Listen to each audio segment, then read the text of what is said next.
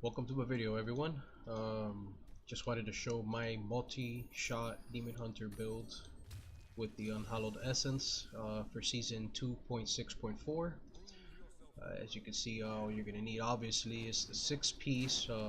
This is the Royal Grandeur buff bow, so you're not gonna need 6 pieces. You can just get along just fine with 5. And let's look at my gear. For Helm, I have the Visage of Goons. Vengeance gains the effect of the Dark Heart rune. Now whenever you have Vengeance up, I selected basically Seath, which is gain 10 hatred per second, and you're getting the Dark Heart for free, which basically reduces 50% damage all taken. As far as the 5 pieces that you're going to need for the Unhallowed Essence, the way I have it set up is basically I have it on shoulders, hands, torso, legs, and feet. Those 5 pieces this season will actually complete the 6. As far as the Unhallowed Essence, your 2-piece set, your generators will generate 2 additional hatred and 1 discipline. On your 4-piece set, gain 60% damage reduction and deal 60% increased damage for 8 seconds if no enemy is within 10 yards of you. That really helps. It's great because obviously this the Unhallowed Essence multi-shot, you want to stay away from enemies. You want to stay at least half a screen away. This tends to be a little squishy. That's if you're going to be running obviously greater rifts. If you're running rifts, there's not much really to be worried about because we're going to explain now the next set of items that we're going to be using. As for your belt, you're going to want to wear the gold wrap. Gold wrap basically on gold pickup you gain an armor for 5 seconds equals to the amount of picked up. So with the other items that I'm going to be showing you here, basically with this, you're gonna be basically Superman. There's not gonna be anything that's gonna be able to hurt you during the maps. As you're killing things, gold's gonna be dropping. So this is great for survivability and rifts. It's gonna make you basically it's gonna put you in God mode. As for rings, I'm wearing the Avarice Band. Each time you pick up gold, increase your gold and health pickup radius by 1 yard for 10 seconds, stacking up to 30 times. So what that means is your max stacks 30 yards is going to be half a screen. So while you're running, you don't have to go out of your way to pick up gold. It's going to be picking it up for you. My second ring, Obsidian Ring of the Zodiac, basically reduces the remaining cooldown of one of your skills by 1 second when you hit with a resource spending attack. That's great to keep up your skills.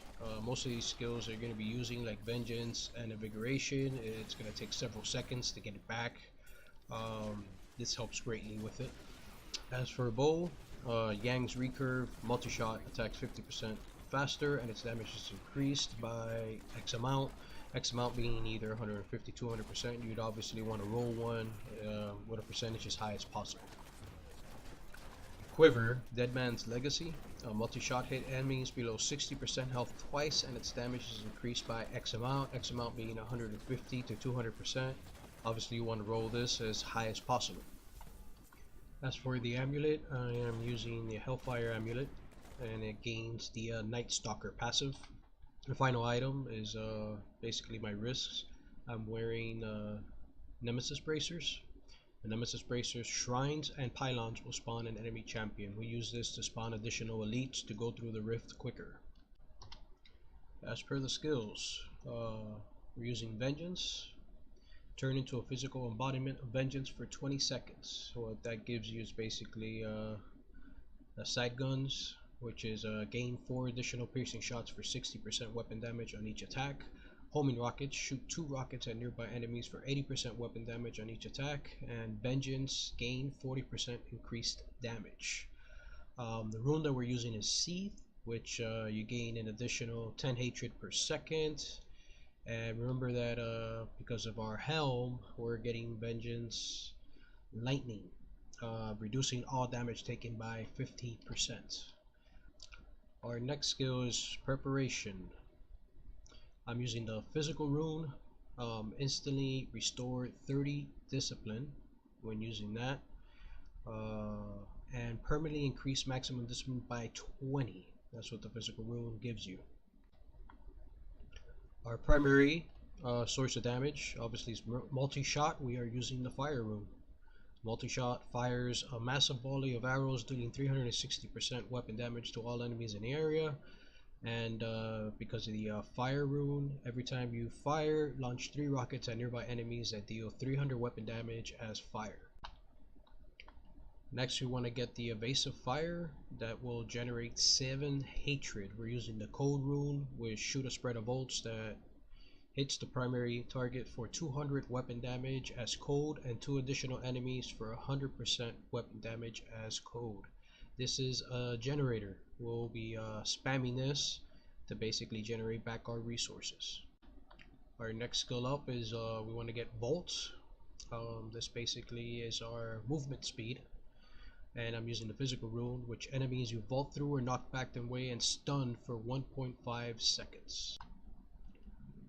Other skill that we're going to grab is a Companion. I am using the Boar for the defense.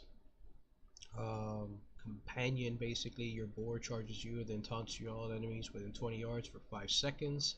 Passive is summons a boar companion and attacks enemies for 50% of your weapon damage as physical. The boar increases you and your party's life generation for 10,728 and resistance to all elements by 20%.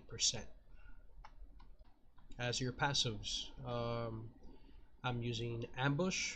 You deal 40% additional damage to enemies above 75 health. Using enemies hit by your hatred spenders are slowed by 80% in 2 seconds. That's Thrill of the Hunt. Using steady aim, as long as there are no enemies within 10 yards, all damage is increased by 20%. And Call of the Week, increased damage against slowed or chilled enemies by 20%. So you can see how these skills are going to basically synchronize together and work great. You deal 40% additional damage to enemies above 75% health. Then Thrill of the Hunt, enemies hit by your hatred spenders are slowed by 80% for 2 seconds. Your multi-shots basically got an 80% chance of slowing everybody down that it hits. Call of the Week is going to increase damage against slowed or chilled enemies by 20%, so an automatic 20% boost there to your attack. And Steady Aim, as long as there's no enemies within 10 yards, all damage is increased by 20%. Again, another 20% damage for not having anyone close to you. Now to just go over some of the skills and the stat priorities that you're going to want on your gear. I'm going to start with the helm. On your helm, I have Dexterity, Life per Hit, increased multi-shot damage, and a socket. The skill priorities that you want to get are Dexterity, socket, critical hit chance, vitality, and multi-shot. On shoulders, I have Dexterity, Vitality, Resistance to all elements, reduces cooldown of all skills by 8%. What you're going to want is basically Dexterity, area damage, cooldown reduction, and Vitality. On your torso, I have Dexterity, Resistance to all elements, life percentage, life after each kill, golden health pickup by 2 yards. What you're going to want is, as a secondary stat, you definitely want your max discipline. You want Dexterity, 3 sockets, Vitality, reduced damage from elites, all resistance, and hatred regeneration. On bracers, basically fire damage. You're supposed to have Dexterity. I have strength actually, so I got the wrong bracers, but it's what I had. Critical hit chance, life per hit. What you're going to want is Dexterity. You're going to want critical hit chance, fire damage, and vitality. On gloves, I have crit damage, crit chance, area damage, cooldown of all skills. What you're going to want is basically dex, crit, area damage, and attack speed. On my gold wrap, I have dex, vitality, resistance to all elements, life. Only thing you might want to change around here is in case if you want to cube the gold wrap and instead you want to go for a wishing hour. On the wishing hour, you'd want obviously crit damage, dex, increase attack speed, vitality, and all resist. On your legs, Dex, Vitality, Resistance to all, Life after each kill, and 2 sockets. Um, Basically, yeah, that's pretty much what you'd want on your gear. The only thing you can add is evasive fire damage. Other than that, on your boots, Dex, Vitality, Resistance, and multi-shot damage. These are the best boots that basically you can get. Best in slot. For Amulet, I have fire damage, Dex, and crit hit damage. Best in slot would be fire damage, crit.